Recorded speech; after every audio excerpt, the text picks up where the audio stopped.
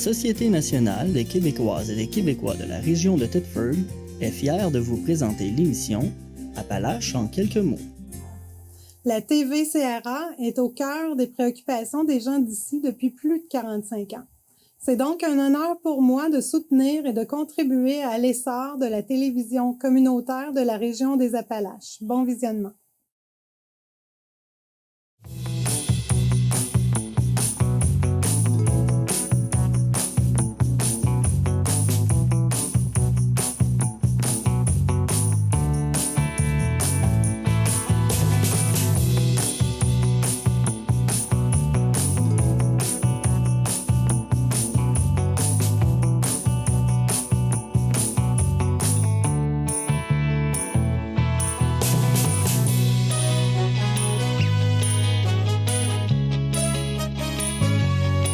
Monsieur, bienvenue à votre émission Appalaches en quelques mots.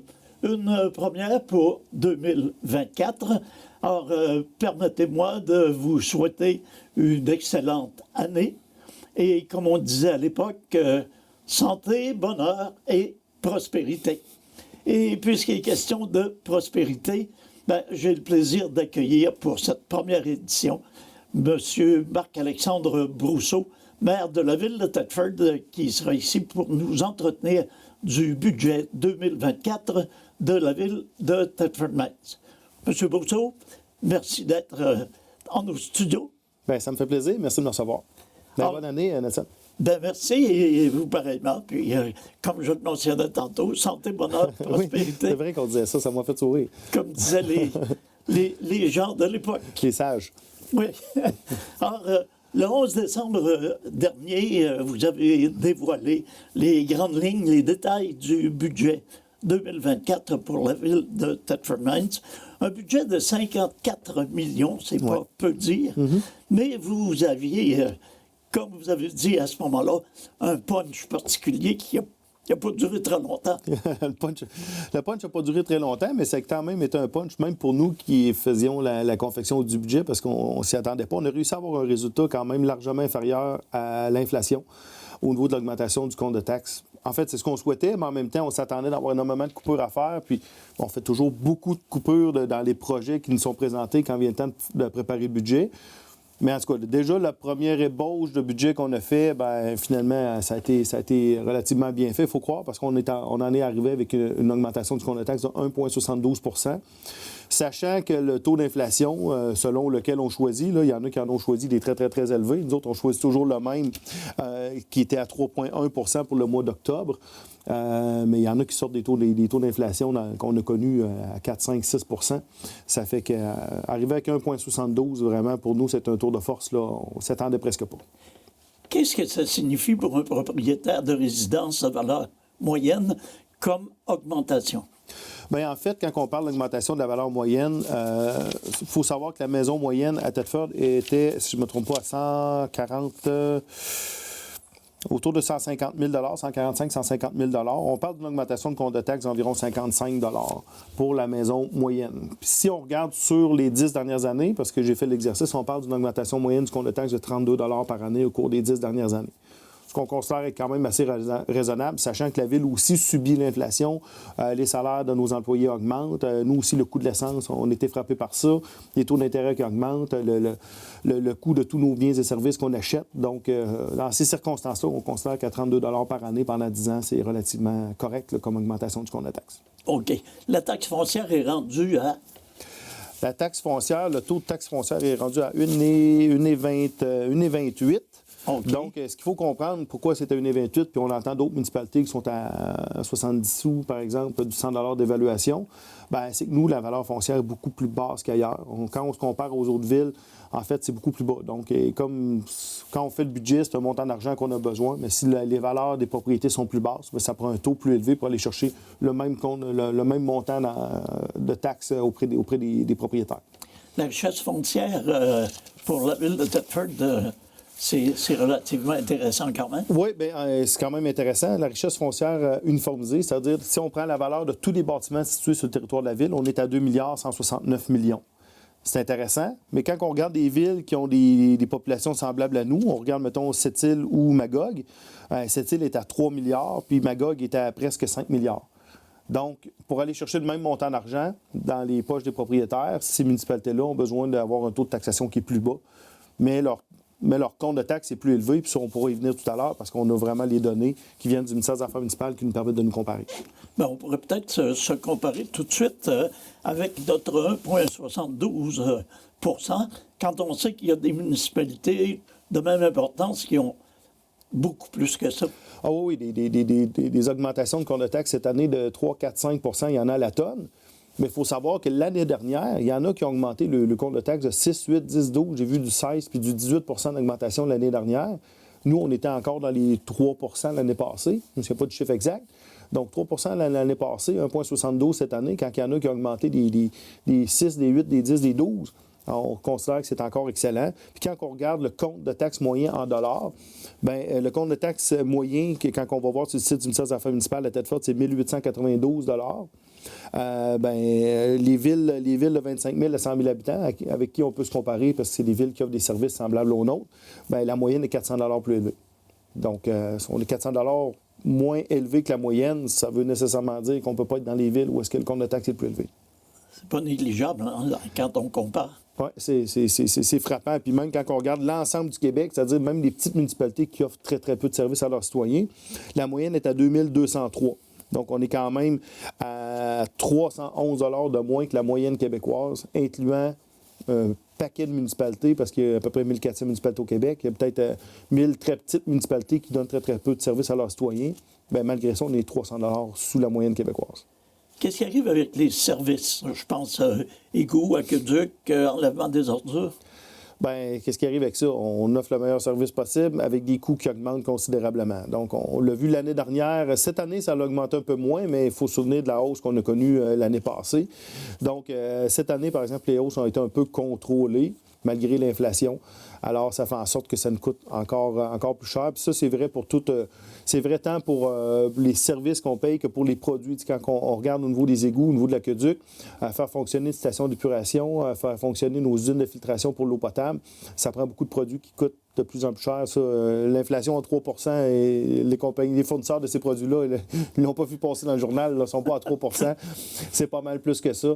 Alors, il faut essayer toujours de faire en sorte de faire le mieux possible. Puis ce qui nous aide, c'est vraiment d'avoir une croissance ici en ville, d'avoir de la construction qui fait en sorte d'avoir des nouveaux revenus qui permettent d'avoir un compte de taxe qui n'augmente pas trop. Parce que quand on regarde le budget de dépenses de la ville, on l'a mentionné tantôt, on est à 4,29 d'augmentation du budget. Alors, si on augmente de 1,72 des taxes, c'est parce qu'il y a beaucoup de nouvel argent qui arrive en ville qui permet de limiter l'impact sur le compte de taxe des citoyens. OK. Et vous donnez quand même des facilités aussi aux gens de payer en 4 versements. Oui, ça, c'est quelque chose qui était demandé. Donc, on a ajouté un versement il y a peut-être 2 ou 3 ans. Donc, les gens l'apprécient. C'est sûr qu'il y a un coût à ça parce qu'à chaque fois que l'argent ne rentre pas aussi rapidement à la ville, bien, ça veut dire qu'on va sur notre marge de crédit, on paye plus d'intérêt. Donc, il y a un coût à faire ça, mais c'est une demande des citoyens. Donc, on a poursuivi avec cette façon de faire-là. OK. Alors, les 1er mars, mai, juillet et octobre. Oui, 1er mars, 1er mai, 1er juillet et 1er octobre. OK. Et est-ce qu'on peut préciser au niveau des ordures, on parlait de hausse importante l'an dernier, mais cette année, il y a quand même une diminution. Oui, en fait, on a une diminution au niveau des matières compostables pour le résidentiel, parce qu'en fait, en utilisant le bac brun, ça fait en sorte de limiter aussi la facture. Les frais d'implantation de la plateforme de compostage ont été un peu intégrés là, dans la plateforme de coût là, de notre fournisseur de services. Alors, oui, cette année, il y a une petite diminution au niveau du compost, au niveau du résidentiel. Au niveau du commercial, le compost n'est pas encore si bien implanté que ça, on va le dire de cette façon-là. Donc, il y a encore du travail à faire de ce côté-là. Sinon, bien, tout ça, pour les autres, il y a une petite augmentation là, pour les autres types de dépenses, mais souvenons-nous de l'augmentation importante de l'année passée. Là. OK. On parle d'un budget de l'ordre de 54 millions et quelques centaines de mille. Alors, vous êtes obligé, à titre de municipalité, à présenter un budget équilibré. Absolument. La loi des cités et des villes nous oblige à déposer un budget qui est équilibré. Donc, on ne peut pas présenter un budget qui a un déficit. Alors, c'est pour ça que c'est important d'avoir quand même un certain coussin financier pour venir combler des fois des années qui pourraient y avoir des imprévus importants, parce que ça arrive, hein. Nos équipements, ben, ça coûte cher. Donc, quand il y a quelque chose qui brise, qui n'était pas prévu, ben, c'est des frais importants. Donc, oui, c'est ça. On a un budget qui est équilibré. C'est obligé d'être comme ça. On a un coussin financier qui est là. Parfois, on se sert aussi du surplus pour venir faire en sorte de compenser pour diminuer l'augmentation de taxes, parce que comme c'est difficile de prévoir exactement quels vont être les résultats financiers, bien, on se dégage toujours, pas mal toujours un surplus là, qui peut varier entre, disons, 500 000 à 2 millions, disons. Mais si les gens disent « Ouais, mais vous avez trop taxé », ouais, mais c'est parce que le 2 millions de dollars qui est en surplus, on peut en prendre une partie pour l'année suivante pour faire en sorte d'augmenter moins les taxes. Donc, on l'a fait l'année dernière de façon importante. Cette année, on l'a fait de façon moins importante. C'est une ponction de 350 000 dans le surplus qu'on a pris pour taxer moins les soignants, en fait, parce qu'on a pris de l'argent déjà taxé de l'année dernière qui est en surplus. OK. Quels sont les officiers municipaux qui travaillent à la confection du budget année après année? Bien, en fait, les responsables du budget, évidemment, c'est notre service des finances, la trésorerie. Donc, on a des gens qui sont spécialisés là-dedans. C'est sûr que c'est un travail de chef d'orchestre avec notre direction générale, avec tous les directeurs de services. Tout le monde est impliqué pendant de nombreux mois à préparer le budget. Et lorsqu'il y a un peu de travail de fait, après ça, le conseil municipal entre en ligne de compte pour commencer à prendre des décisions, parce que j'ai fait référence tantôt, mais des projets, il y en a beaucoup plus que ce qu'on peut se permettre. Alors, on a plein de décisions à prendre sur ce qu'on va faire, ce qu'on ne va pas faire. OK. La Commission des finances est impliquée dans ça? La Commission des finances est impliquée certainement. Donc, il y a 3 élus qui siègent sur la Commission des finances avec du personnel administratif du service des finances. Donc, c'est vraiment un travail de longue haleine. Le budget, oui, on le dépose à la mi-décembre, mais en fait, souvent, on débute... là, même, on a commencé un peu plus tôt, là, mais c'est un travail de plusieurs mois où est-ce que tout le monde met la main à la pâte. Pour en venir à un taux de taxation là, ou une hausse de budget de moins 2 là, est-ce que vous avez dû sacrifier des projets importants? On sacrifie toujours des projets importants, toujours des projets qu'on voudrait faire, des projets qui sont sympathiques, mais en même temps, on n'a pas le choix. Donc, parce on veut respecter la capacité de payer des gens. J'ai pas de projet spécifique à dire parce qu'en fait, souvent, c'est... là, en plus, cette année, on a quand même des projets importants en matière d'investissement dans les camions, au niveau du réseau routier encore. Mais sinon, il y a toujours plein de projets. En fait, on refuse pratiquement 90 des projets qui nous ont présentés là, parce que c'est sûr qu'il y a des choses qui sont un peu urgentes. Là, puis, okay. Ça fait qu'on finit par aller vraiment à l'essentiel. Là. Les projets qui nous sont présentés, c'est par les directeurs de service. Par les directeurs de service. Mais je dirais qu'il y a quand même maintenant, plus que dans le passé, un tri qui se fait.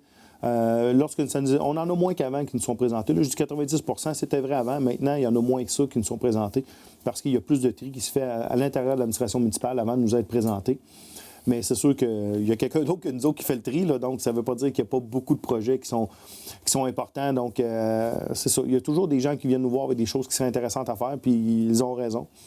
Mais en même temps, il y a des gens qui payent le compte de taxes, donc nous, on doit faire attention pour essayer de faire les meilleurs choix possibles. Au niveau des revenus, le plus gros des revenus provient de quel secteur?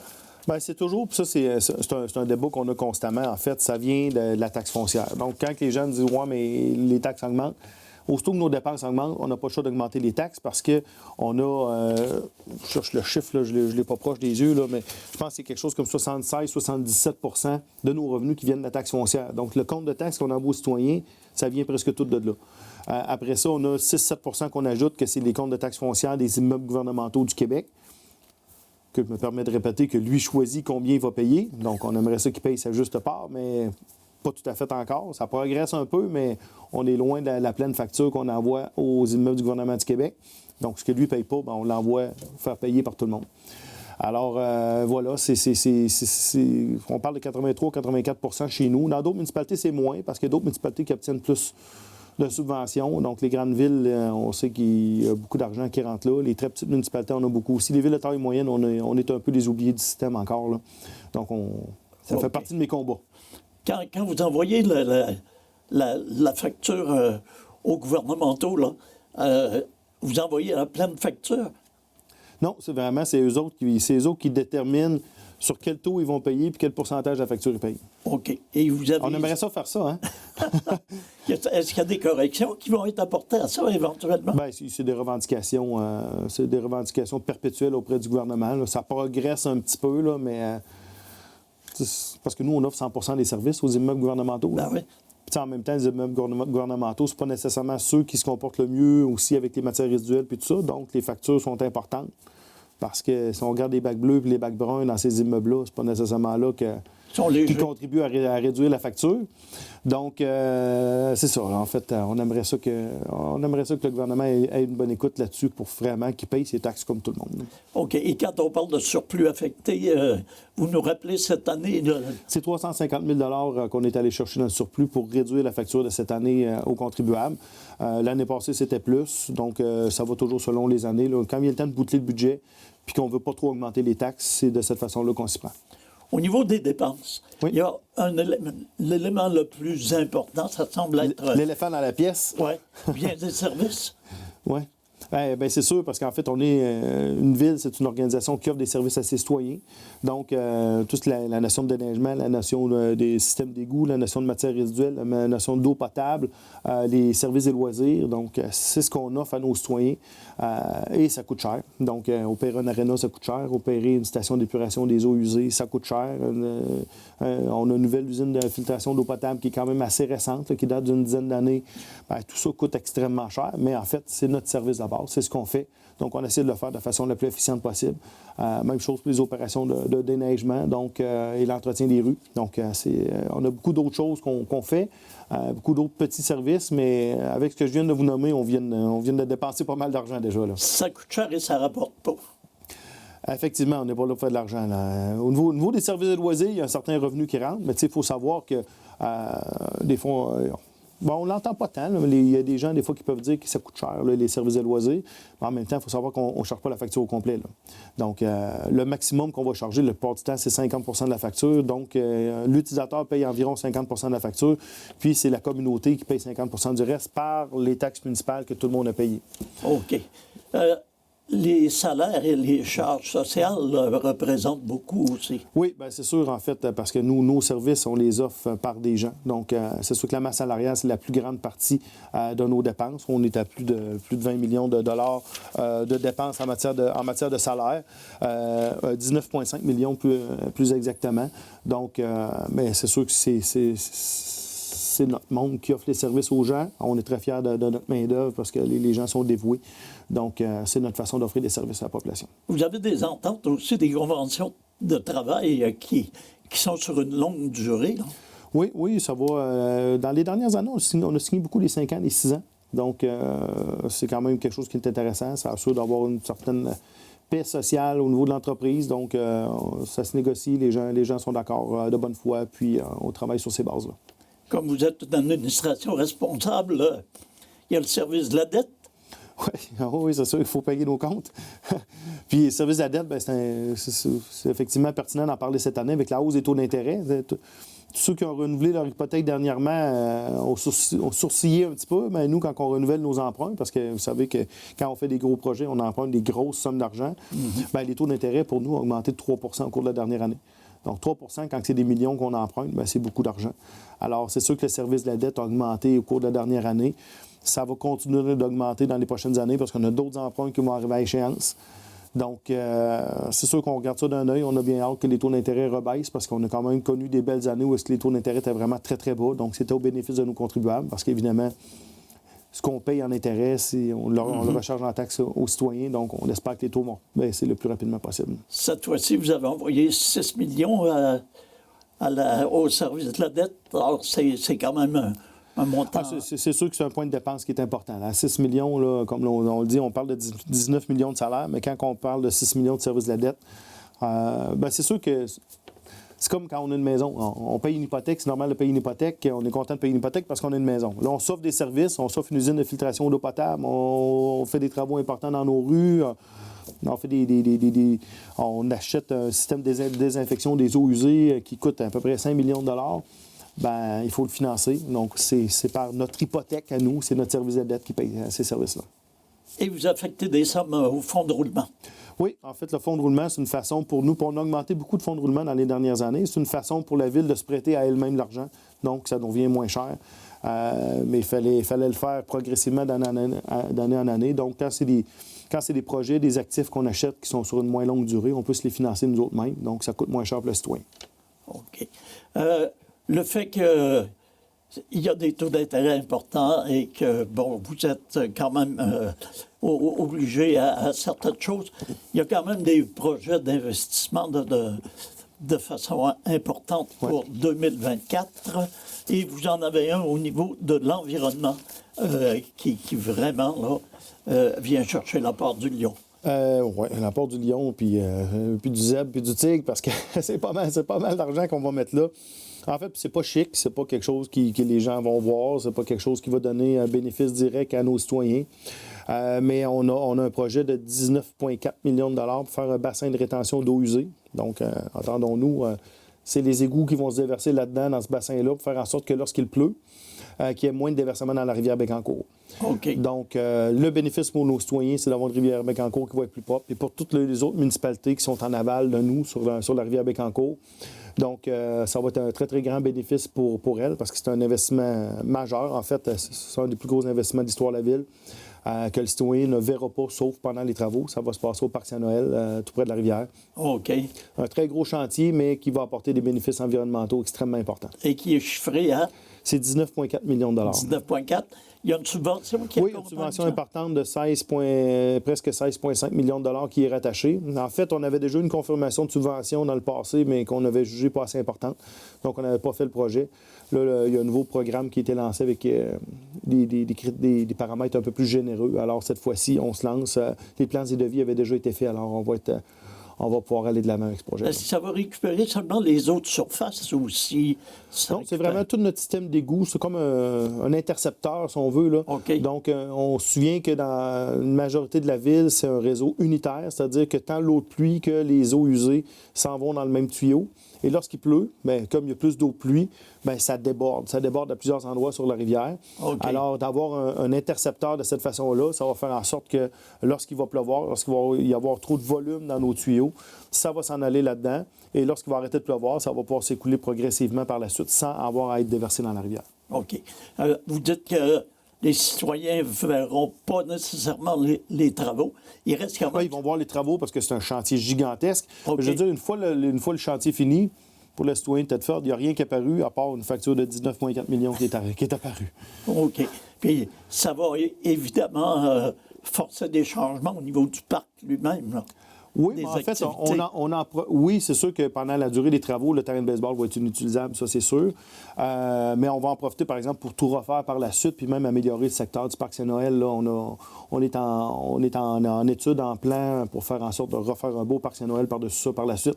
Donc, à la fin, ça va être plus beau, mais pendant les travaux, ça va être pas une place à aller jouer. Mais ça sera plus efficace par la suite. Ah, bien, c'est sûr que d'un point de vue environnemental, les gains vont être gigantesques. Et nos voisins vont s'en féliciter. Nos voisins en aval sont déjà contents. Là. On a pas mal de félicitations de ceux qui, à une certaine époque, nous félicitaient moins. Piste cyclable, des travaux importants à venir? Oui. En fait, on essaie toujours d'entretenir notre piste cyclable, mais ça aussi, ça coûte cher. Donc, dans les choix qu'on faisait, des fois, la piste cyclable, malheureusement, écopait un peu sur les montants d'argent qu'on y investissait. On a déposé dans un programme, on a réussi à avoir une subvention de 50 %. Donc, c'est un montant de plus de 600 000 qui vont être investis sur la piste cyclable cette année pour refaire un tronçon qui avait besoin d'amour. Alors, je pense que les utilisateurs de la piste cyclable vont être très contents cette année là, de voir qu'il y a un bon bout de chemin qui va se faire. Il y a nos rues aussi qui ont besoin d'amour. Les rues ont besoin d'amour. On a fait, je pense, c'est 12 ou 13 km l'année passée. Donc, c'est la plus grosse année qui a jamais été faite, sans compter ce que le MTQ a fait, parce que le ministère des Transports est propriétaire de certaines rues qui ont fait elles-mêmes. Donc, on n'a jamais fait autant de réparations de rues dans l'histoire de la ville. Puis, on continue à en faire sur le même élan. Donc, encore beaucoup d'argent qui va être investi. Là, on parle au cours de la prochaine année de quelque chose comme plus de 5 millions de dollars qui vont être encore investis dans nos rues. Okay. Alors, on a toujours hâte, par exemple, que le dossier de l'amiance règle pour qu'on en fasse plus avec le même argent, mais il reste qu'on va encore investir plus de 5 millions de dollars. C'est pas simplement de pavage. Là. À certains endroits, Il y a c'est réflectif. là-dedans, il y a du pavage, mais il peut y avoir d'autres types de travaux, plus d'infrastructures aussi, pour faire en sorte d'avoir... évidemment, quand il y a un besoin d'infrastructure sous le pavage, on refait pour faire en sorte que ça soit durable. Il nous reste 2 minutes Oui. pour donner un aperçu de 2024. Vous voyez l'avenir comment? En rose? En fuchsia. Non, mais pour vrai, ça va bien à Thetford. En fait, les enjeux qu'on a sont relativement positifs parce que les enjeux qu'on a, c'est encore de la construction domiciliaire, même si là, présentement, ça construit beaucoup à Thetford. Mais la demande est là, donc il faut continuer de construire. Les promoteurs immobiliers sont présents. On a du logement abordable qui va se construire aussi. On a des conversions d'immeubles qui se font. Donc, c'est quand même intéressant ce qui se passe présentement en termes d'immobilier. En termes industriels, il y a beaucoup de projets sur la table. On a un nouveau parc industriel qu'on a annoncé qu'on va faire où est-ce qu'il y avait l'éco-centre puis le dépôt en neige en face du poste de police. Mais avec les projets qu'on a sur la table, il va partir très, très, très rapidement. En fait, il y a déjà presque 60 % qui est pas mal engagé, alors qu'on n'a même pas commencé les travaux pour le faire. Les autres parcs industriels se remplissent à vue d'œil. Donc, c'est sûr qu'il va falloir penser à développer des nouveaux espaces parce que d'ici 1 an ou 2, peut-être qu'on n'aura plus de terrain disponible en ville. Donc, ça, c'est bon. Maintenant, ça vient aussi avec la pénurie de main-d'œuvre. On a beaucoup d'apports de nouvelles populations. Je pense que les gens le remarquent quand on se promène en ville. Donc, beaucoup de gens qui nous arrivent d'un peu partout et c'est extrêmement agréable, c'est extrêmement bienvenu. Mais il faut que ça continue parce que quand on parle de nouvelles créations d'entreprises, lorsqu'on parle de nos entreprises qui sont en expansion, ils ont besoin de main-d'œuvre. Donc, il faut continuer à se démarquer sur le marché de l'emploi là, pour attirer des gens chez nous.